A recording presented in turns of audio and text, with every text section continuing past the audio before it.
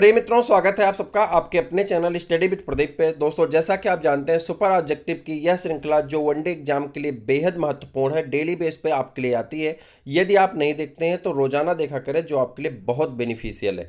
बात कर रहे हैं दूसरी बात की, तो सुपर ऑब्जेक्टिव की एक और श्रृंखला चलती है जो आपकी जीआईसी, यूपी पीजीटी और यूपी टीजीटी के बायोलॉजी के स्टूडेंट जो हैं, जो बायोलॉजी के टीचर हैं, जो अपनी तैयारी कर रहे हैं एग्जाम के लिए, वो उसे जरूर देखा करेंगे। वहाँ सब्जेक्ट वाइज और चैप्टर वाइज आपके जो हैं क्या दिए जाते हैं, प्रैक्टिस पेपर दिए जाते हैं, जो आपके लिए बेहद बेनिफिशियल हैं।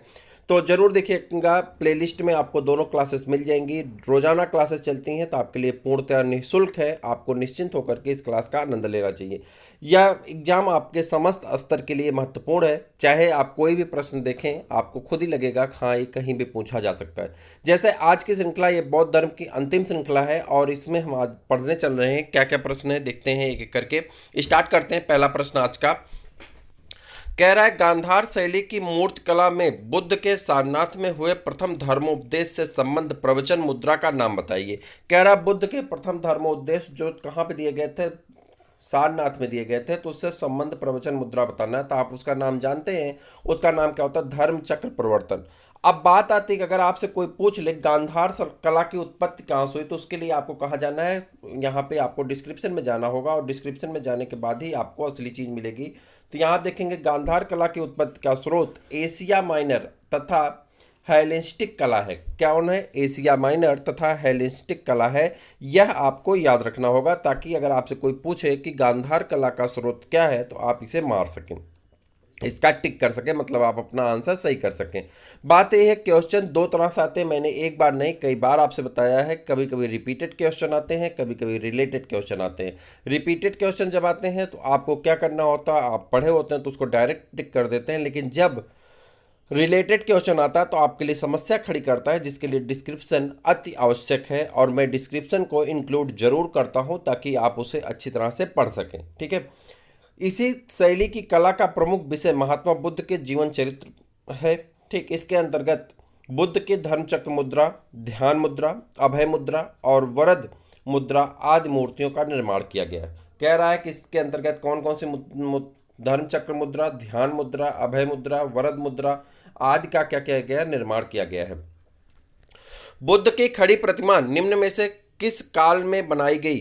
कह रहा, बुद्ध की जो खड़ी प्रतिमा है वह किस काल में बनाई गई, इसे आपको बताना है किस काल में बनाई गई। कुषाण काल में बनाई गई। कब बनाई गई? कुषाण काल में इसकी निर्माण किया गया। किस काल में? कुषाण काल में। खड़ी मुद्रा, अगर आपसे कोई पूछे बुद्ध की खड़ी प्रतिमा का निर्माण किस काल में हुआ, तो आप कहेंगे कुषाण काल में हुआ। गलत नहीं करेंगे। तो चलिए देखते हैं। कुषाण काल में ही गांधार और मथुरा कला शैली के तहत बुद्ध एवं बोधिसत्वों की बहुसंख्यक मूर्तियों का बैठी एवं खड़ी स्थिति दोनों मुद्रा, यानी बैठी और खड़ी दोनों स्थिति का निर्माण किया गया। बीएस अग्रवाल के मतानुसार सर्वप्रथम मथुरा में ही बुद्ध मूर्तियों का निर्माण किया। कह रहा है कि बीएस अग्रवाल के अनुसार सर्वप्रथम मथुरा में ही बुद्ध की मूर्तियों का निर्माण किया गया, जहां इनके लिए पर्याप्त आधार थे। कहाँ पे किया गया था? मथुरा में। तो अगर आपसे कोई प्रश्न पूछे कि बुद्ध की सर्वप्रथम मुद्रा कहाँ पे बनाई गई थी, किस जिले में बनाई गई थी, तो आप कहेंगे मथुरा में बनाई गई थी। क्वेश्चन गलत नहीं करेंगे। 3 से 4 क्वेश्चन इसमें। पहला कि बुद्ध की खड़ी मूर्ति कहाँ बनी थी, तो आप कहेंगे बुद्ध की खड़ी मूर्ति कुषाण काल में बनी थी। ठीक है। उसके बाद आपसे पूछ सकता है कि जो है बैठी मूर्ति, तो भी आप कहेंगे कुषाण काल में। ठीक है। कहाँ पे पहली मूर्ति बनी थी, तो मथुरा में बनी थी। ठीक है। किसके अनुसार ये मत मिलता है कि मथुरा में पहली मूर्ति बनी थी, तो आप कहेंगे बीएस अग्रवाल के अनुसार। इस तरह से घुमा फिरा के आपके कई प्रश्न बन सकते हैं। आप सब यहाँ पे जितने भी देखने वाले हमारे व्यूअर हैं, मुझे अच्छी तरह से पता है कि सभी लोग योग्य हैं, बस आपको रिवीजन करना है। इसीलिए हम किसी भी क्वेश्चन पे एक्स्ट्रा टाइम वेस्ट नहीं करना चाहते, बस आपको पॉइंट टू पॉइंट हम दिखा देते हैं, ताकि आप अच्छी तरह से उसे मेमोराइज कर लें, पढ़ लें। आप कोई भी अपना काम कर रहे हों, चाहे घर में बैठ के आप सब्जी काट रहे हों, चाहे आप खाना पका रहे हों, उस समय आप वीडियो प्ले करके रख दीजिए। क्वेश्चंस आपके सामने आते रहेंगे और आप आराम से उसको देखते रहेंगे। धीरे क्या होगा, वो मेमोराइज होकर के आपको याद हो जाता है। क्वेश्चन पढ़ने से ज़्यादा कहते हैं रिवीजन जरूरी होता है, और वही रिवीजन का काम मैं आपको करा रहा हूँ। आप अच्छी तरह से जानते हैं 3 महीने 4 महीने में कोई भी जीएस का कोर्स नहीं खत्म हो सकता, लेकिन हमारी कोशिश ये है कि हम पूरी श्रृंखला, चाहे वो इतिहास हो, भूगोल हो, संविधान हो, चाहे आपकी साइंस हो, सबकी श्रृंखलाएं हम आपको एग्ज़ाम से पहले यानी जीआईसी के एग्ज़ाम से पहले हम आप तक पहुंचा देंगे। तो जीआईसी का एग्ज़ाम है उसी जून में ही, आपका पीसीएस का एग्ज़ाम है उसी सितंबर में आपका आरओ का एग्ज़ाम है। अगर ये श्रृंखला आप पूरी तरह से देखते हैं तो आपको बहुत सारी लाभ मिलने वाली हैं। ये मेरा विश्वास भी है और उद्देश्य भी है कि हम आपको ज़्यादा से ज़्यादा लाभ पहुंचा सकें। चलते हैं अगले प्रश्न की तरफ बढ़ते हैं। भगवान बुद्ध की प्रतिमा कभी कभी एक हस्त मुद्रा युक्त दिखाई गई है जिसे भू स्पर्श मुद्रा कहा जाता है। यह किसका प्रतीक है? कह रहा है भगवान बुद्ध की प्रतिमा जो है कभी कभी एक हस्त मुद्रा युक्त दिखाई गई है जिसे भू स्पर्श मुद्रा कहते हो। यह किसका प्रतीक है, ये आपसे प्रश्न पूछा जा रहा है। तो इसका आंसर आपको करेंगे, आप करेंगे कि यह क्या है, बी, मार के प्रलोभनों के बावजूद अपनी शुचिता और शुद्धता का साक्षी होने के लिए बुद्ध का धरती का आह्वान है।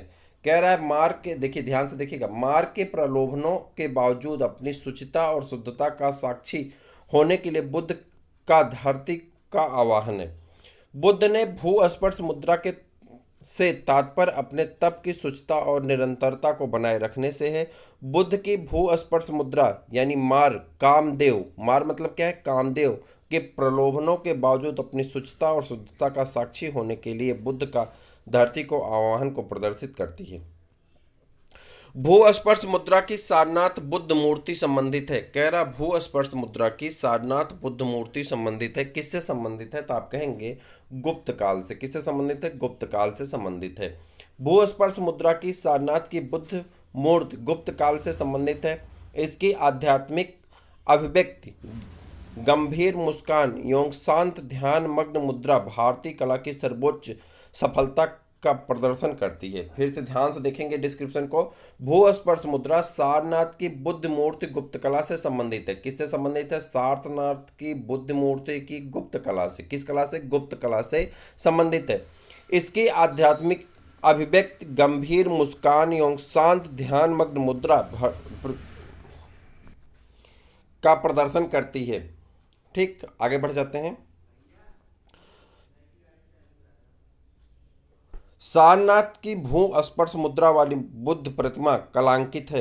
कह रहा है सारनाथ की भू स्पर्श मुद्रा वाली बुद्ध प्रतिमा कलांकित है। किससे कलांकित है? तो देखिए प्रश्न पूछा गया किस काल में हुई थी, तो गुप्त काल से। किस काल से कलांकित है? गुप्त काल से कलांकित है। यूडीए में पूछा गया, एलडीए में पूछा गया है। ठीक है, कहाँ कहाँ पूछा गया आप देख सकते हैं, प्रश्न की स्थिति को समझ सकते हैं और यहाँ पे उसका पूरा डिस्क्रिप्शन है। तो कभी कभी क्या होता है, जब श्रृंखला की स्टार्टिंग फेज होता है तो वहाँ पे बेसिक क्वेश्चन होते हैं, और जैसे जैसे आज बौद्ध धर्म की अंतिम श्रृंखला है तो कहीं ना कहीं यहाँ पे बेसिक से टफ की तरफ हम आ गए हैं। सारे क्वेश्चन ऐसे हैं जो क्वेश्चन एग्जाम में अब रिपीट हो रहे हैं, तो आप बहुत केयरफुली होकर के देखेंगे। जैसे जिस दिन कम डिस्क्रिप्शन होता है, कम क्वेश्चन होते हैं या बेसिक क्वेश्चन होते हैं, उस दिन हम बहुत तेज़ी के साथ आपका ख़त्म भी कराते हैं। लेकिन जब लास्ट श्रृंखला होती है तो वहाँ पे सब कलेक्टिव क्वेश्चन होते हैं, जो इंपॉर्टेंट क्वेश्चन होते हैं वह आपके लिए ज़रूरी होती है।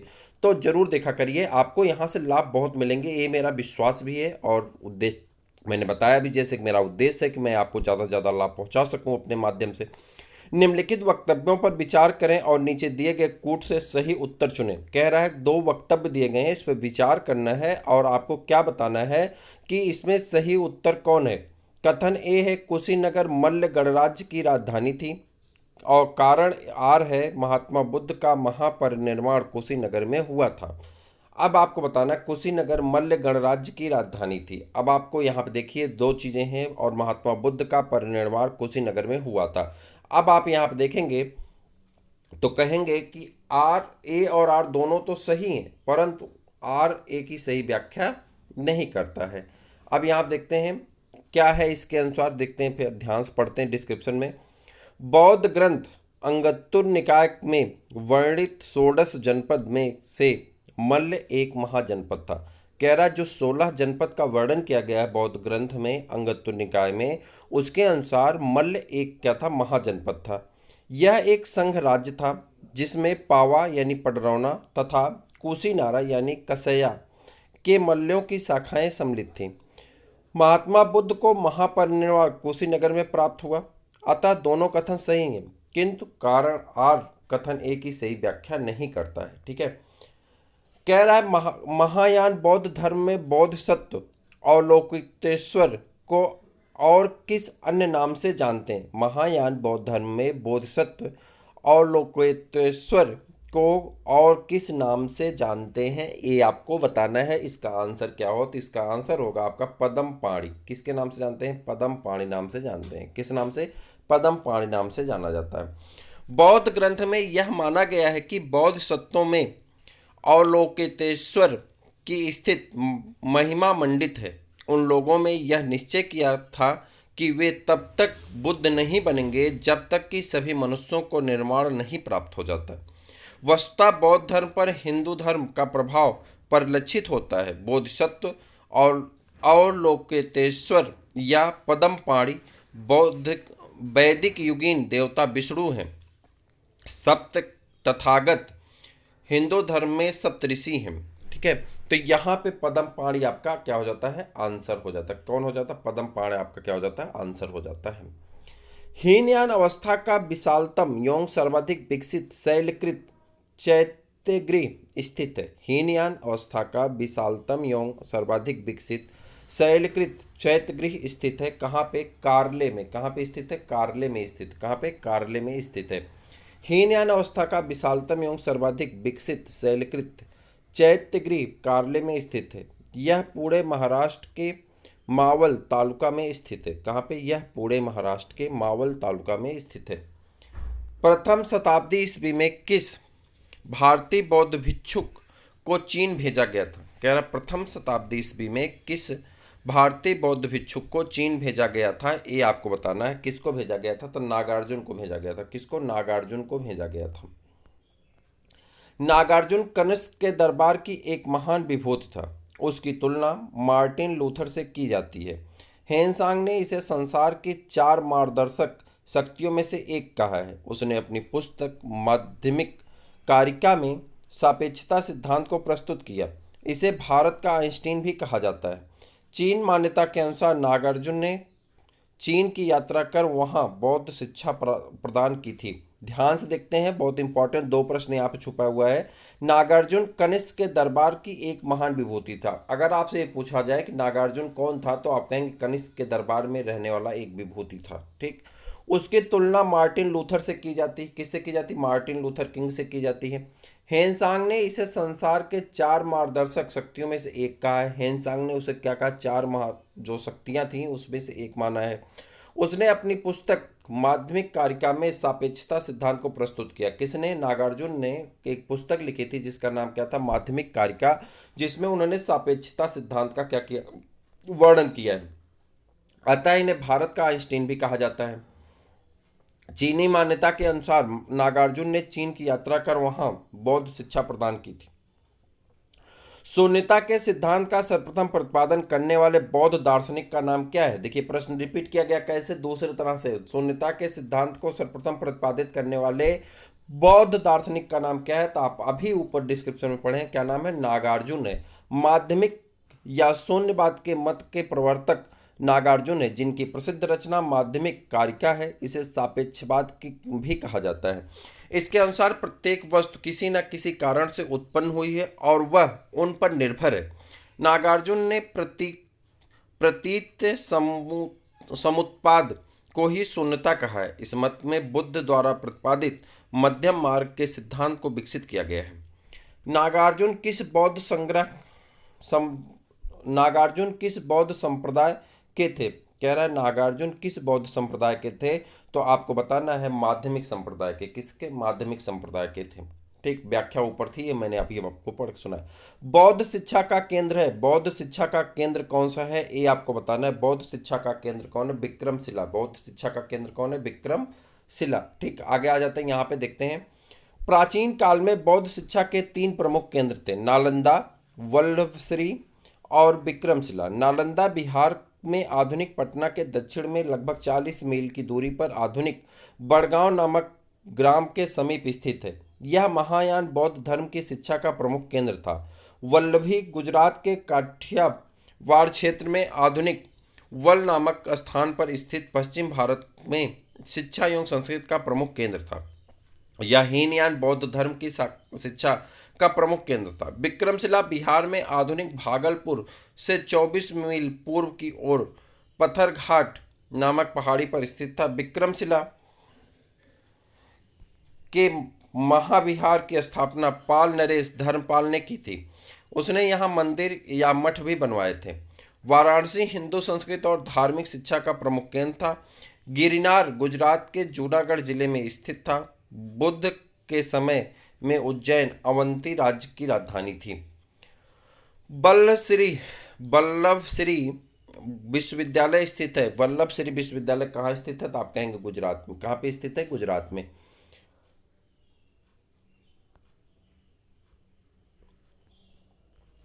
नालंदा विश्वविद्यालय की स्थापना का युग है किस काल में हुआ था? तो गुप्त काल में। कब हुआ था? गुप्त काल में। नालंदा एक विख्यात बौद्ध पीठ एवं विश्वविद्यालय था। यह दक्षिण बिहार में राजगीर के निकट स्थित था।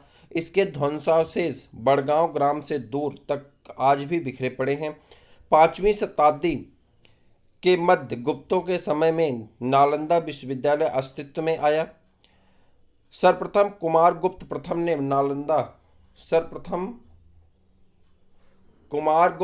ने नालंदा बौद्ध विहार को दान दिया और बाद में बुद्धगुप्त तथा तथागत गुप्त और बलादित्य नामक गुप्त शासकों ने भी इस विहार को दान दिए। नालंदा विश्वविद्यालय के संस्थापक कौन थे? नालंदा विश्वविद्यालय के संस्थापक कौन थे? कुमारगुप्त। कौन थे? कुमारगुप्त। नालंदा विश्वविद्यालय के संस्थापक कौन थे? कुमारगुप्त। हेनसांग के अनुसार नालंदा विश्वविद्यालय का संस्थापक शक्रादित्य था। हेनसांग के अनुसार नालंदा विश्वविद्यालय का संस्थापक कौन था? शक्रादित्य था, जिसने बौद्ध धर्म के त्रिरत्नों के प्रति महती श्रद्धा के कारण इसकी स्थापना करवाई थी। शक्रादित्य की पहचान कुमारगुप्त प्रथम 415 से 455 ईस्वी से की जाती है। इसकी प्रसिद्ध उपाधि महेंद्रादित्य है। कौन? महेंद्रादित्य है। ठीक, महेंद्रादित्य है। ठीक हो जाएगा। कुमारगुप्त, महेंद्रादित्य और शक्रादित्य, ये तीनों नाम एक ही से के हैं। नीचे दो वक्तव्य दिए गए हैं, जिनमें से एक ए है और दूसरा आर है। दोनों को ध्यानपूर्वक पढ़ें और उत्तर करें। कथन ए कह रहा है 12वीं शताब्दी के अंत तक नालंदा महाविहार का पतन हो गया था। ठीक। कारण आर बता रहा, नालंदा महाविहार को राजकीय प्रश्रय मिलना बंद हो गया था। अब आपको बताना दोनों में कौन सही कौन गलत है। तो सबसे पहले अगर आप यहाँ ध्यान देंगे तो आप कहेंगे ए और आर दोनों सही हैं, परंतु आर ए की व्याख्या नहीं करता है।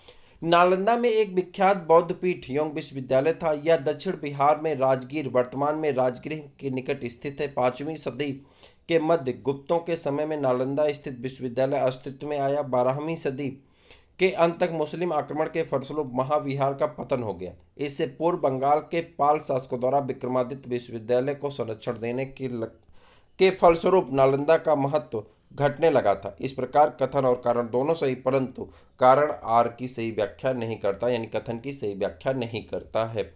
नौ नालंदा महाविहार किसके लिए विख्यात है?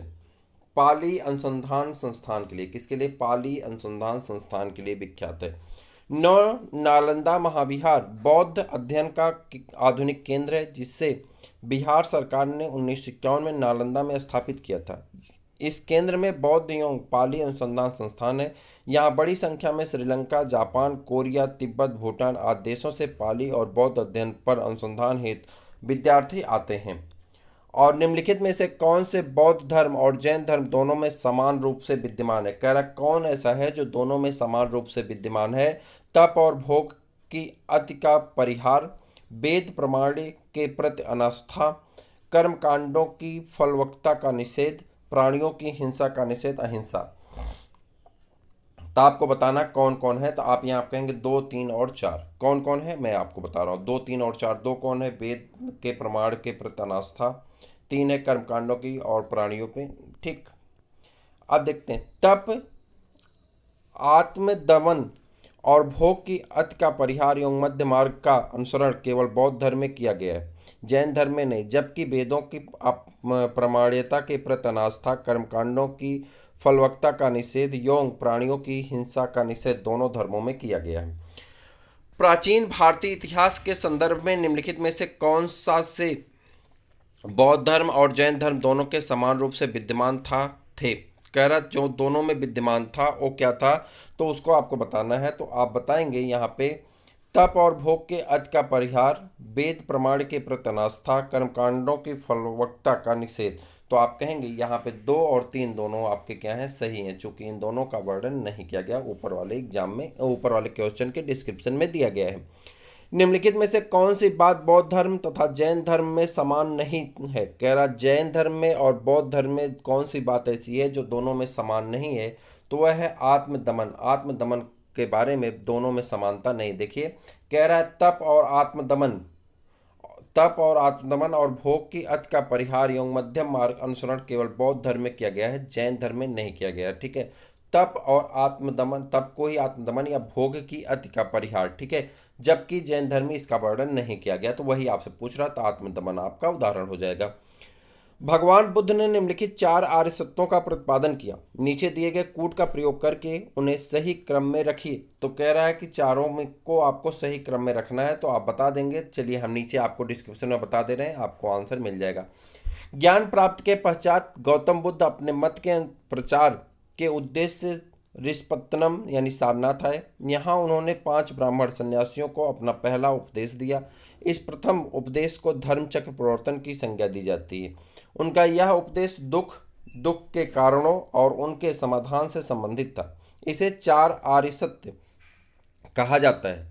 संबोधि में गौतम बुद्ध ने प्रतीत समुत्पाद के सिद्धांत का बोध हुआ है। इस कार्य के कारण सिद्धांत को उन्होंने संपूर्ण जगत पर लागू किया। सर्वप्रथम उन्होंने जिन 4 आर्य सत्यों का उपदेश दिया वे इस प्रकार हैं। पहला है दुख। संसार में सर्वत्र दुख है, जीवन दुखों एवं कष्टों से पूर्ण है। नंबर 2, दुख समुदाय। प्रत्येक वस्तु का कोई ना कोई कारण अवश्य होता है, अतः दुख का ही कारण है। और नंबर 3, दुख निरोध। दुख का अंत संभव है। और नंबर 4, दुख निरोध गामिनी प्रतिपदा। दुख के मूल अविद्या के विनाश का उपाय अष्टांगिक मार्ग है। बौद्ध तथा जैन दोनों ही धर्म विश्वास करते हैं कि कर्म तथा पुनर्जन्म के सिद्धांत सही है। कर्म तथा पुनर्जन्म का सिद्धांत सही है। बुद्ध तथा महावीर दोनों ही 6ठी शताब्दी ईस्वी पूर्व की धार्मिक क्रांति के अग्रदूत थे। इन दोनों ने वैदिक कर्मकांडों तथा वेदों की अपौरुषेयता का समान रूप से विरोध किया। अहिंसा तथा सदाचार पर दोनों ने बल दिया तथा दोनों ही कर्मवाद, पुनर्जन्म तथा मोक्ष में विश्वास रखते थे। तो इस प्रकार से बौद्ध धर्म से आने वाले सभी इंपॉर्टेंट प्रश्न आपके जो भी बन सकते थे, उन सभी प्रश्नों को हमने 3 श्रृंखलाओं में पूरा किया। मुझे उम्मीद है कि आप तीनों श्रृंखला देखे होंगे। यदि नहीं देखे हैं तो ज़रूर देखिए, आपको बहुत सारे लाभ मिलने वाले हैं। मैं उस तरह से भी काम करना चाहता हूं कि आपको एक ही क्वेश्चन पे 25 बार आपको टाइम पास कराऊं, ऐसी कुछ नहीं है। आप आराम से रिवीजन करिए, सारी चीज़ें आपके सामने से गुजरेंगी। देखिए स्टडी आप कर चुके हैं तो आपको रिवीजन ही करना है। रिवीजन करने में आपके सामने से क्वेश्चन गुजरते जाएंगे, आपको बहुत सारे लाभ होने वाले हैं। और टेक टाइप का वीडियो बनाना, कट पेस्ट करना, वो चीज़ें सेकंड मैटर करती हैं कि व्यू पाने, सब्सक्राइबर पाने के लिए किया जाना, वो चीज़ें होती हैं, किया भी जाता है ज़रूरत पड़ने पे। लेकिन क्लास के लिए सिर्फ क्लास के पैटर्न पे हम लोग काम करते हैं, तो वो आपके लिए बहुत बेनिफिशियल है। तो फिर हम मिलेंगे किसी और वीडियो में, तब तक के लिए इजाज़त दीजिए। नमस्कार।